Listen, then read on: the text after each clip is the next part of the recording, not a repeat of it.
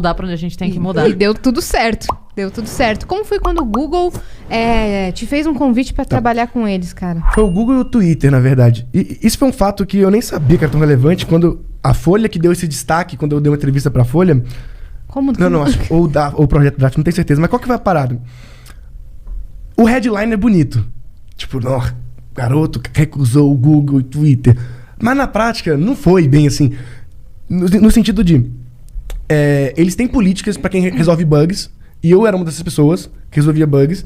E no Twitter, em algum momento, eu resolvi um bug do Twitter que, inclusive, a equipe do Twitter, nem tinha instalado no Brasil ainda, entrou em contato comigo pra descobrir que bug é esse, porque era um bug que só acontecia com acentos, só em português tinha. Então eles não sabiam que existiam. E eles pediram o meu código pra poder usar o meu código na correção do bug. Foi muito legal. Eu tive uma relação com alguns funcionários do Twitter. Era bug de quê?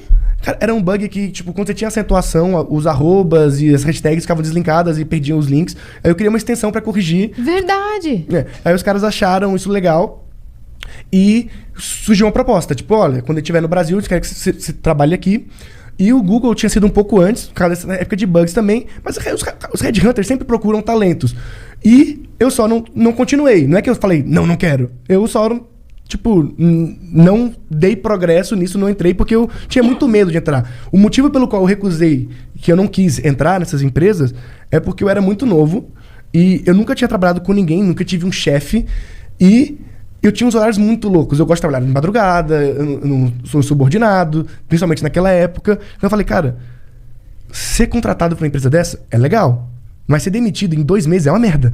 Então eu tinha muito medo de ser demitido, essa é real. Porque eu falei, cara, e eu não achava que eu era tão bom assim. Eu tinha muita, sei lá, síndrome do impostor. Eu falei, cara, meus códigos não são tão bons assim, não são tão bom programador. Quando eles me contratarem, eles vão descobrir isso. Sou muito novo.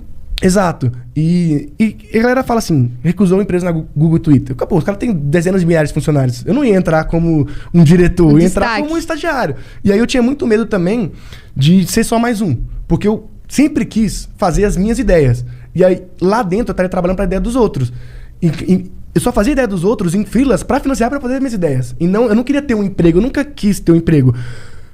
Não porque eu não preciso de um emprego, não precisava de dinheiro, mas é que naquela época eu não precisava. Tipo, eu era adolescente, então, literalmente, eu tinha muito na minha cabeça. O momento que eu tenho para poder fazer o que eu quiser, sem ganhar um centavo, é agora. Porque quando eu ficar mais velho, tiver responsabilidade, tiver família, tiver filho e tudo, eu não vou poder me dar o luxo de seguir esse caminho. Então eu nunca quis trabalhar pra ninguém, não recusei só esse emprego, eu recusei vários empregos. Inclusive tem vários amigos meus, eu lembro muito o Get Ninja, sabe? O Edu virou um amigo meu alguns anos depois, ele me mostrou um print dele me chamando pra trabalhar lá no Get Ninja também, eu recusando. E eu sempre tive essa vibe de recusar, não por não querer trabalhar com os caras, porque eu queria muito... Eu tinha minhas ideias, eu quero fazer essas ideias. Eu era muito na minha cabeça o que eu quero fazer. E fazendo suas ideias, você já estava se destacando. Exatamente. Né? Como um prodígio. E aí eu tive o estalo mental assim, que eu sei que eu não sou o melhor programador do mundo, nem quero ser, porque eu nunca quis ser programador, eu queria fazer minhas coisas. Aí eu descobri que para fazer minhas coisas, eu precisava programar. Então, a minha vibe era construir as coisas que eu acreditava, e tanto é que muitas deram certo. Tipo, deram muitos downloads, muitos acessos, gerou mídia espontânea, de graça. Então, eu sentia que eu estava acertando, que eu estava fazendo alguma coisa que as pessoas se interessavam. E as pessoas só viam um skill de programador em mim. E eu não via esse skill tão forte, porque eu sabia a quantidade de gambiarra que eu fazia. Depois eu descobri que todo programador é assim. Mas na época, como eu não conhecia tantos programadores... Você aprendeu sozinho no seu quarto? Exatamente. Eu tinha muita insegurança sobre o meu skill de programador, porque todo mundo falava assim, nossa, o João é um bom programador. E eu não me via como programador, porque eu não me via no futuro sendo programador ainda. Eu sabia que eu estava programador. Pra mim, programação, todo mundo devia aprender, é muito foda. Até pra você, o pensamento lógico que ela te ajuda a te desenvolver é muito bom. Mas eu não queria ficar programando pra sempre, eu queria construir coisas. Eu sempre me via construindo alguma coisa. Porque era o que me dava tesão. Tipo assim, eu tinha muito mais tesão de ver a galera falando que baixou o aplicativo e achou da hora, do que ficar horas programando. Enquanto eu tenho muitos amigos programadores que o tesão dos caras é ficar horas programando. Os caras realmente gostam, o tempo livre deles, eles estudam programação, eles programam o dia inteiro, e depois, do hobby deles também é programar. Eu nunca fui esse cara. Eu sempre fui o cara que queria fazer alguma coisa. Então, jogar o projeto pro mundo. Aí, eu não me via trabalhando em lugar nenhum, e foi uma decisão que parece louca, mas deu certo. Então, E como eu era prodígio, eu perdi o raciocínio. Gente, é difícil. Não, pode continuar. O TDAH é foda. Mas como eu era prodígio, eu sabia que todos os destaques e portas que eu tava abrindo era muito pelo fator de eu ter 16 anos naquela época. Então, tipo, tenho 16 anos, isso é um diferencial. Porque eu percebia isso porque ninguém fechava a porta na minha cara.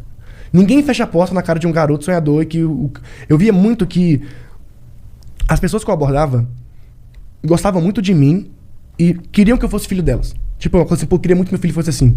Então, eu mandava e-mail pra CEO de empresas e eles me respondiam. Tipo, eu consegui falar com o Jorge Paulo Lemo, sabe? Mandando um e-mail. Caramba. Você pegava no afetivo, né? Mas não era... Hoje eu tenho essa visão, mas na época não era tão claro assim, mas eu sabia que era um diferencial pra eu ser jovem, porque quando eu conto minha história, pô, sou jovem, sou programador, tô criando uma parada, todo mundo fala assim, pô, legal, me dá um tempo pra... Por mais que não saísse nada, eu conseguia marcar uma reunião. Atenção. E eu achava que todo mundo conseguia. Aí depois eu fui percebendo que não, as pessoas, não é tão fácil assim falar com tantos CEOs, tantas pessoas. E eu falei, cara, eu preciso usar isso, porque quando eu tiver 25 anos, que é a idade que eu tenho hoje, eu não vou ter um diferencial mais por ser jovem, porque sou só mais um profissional.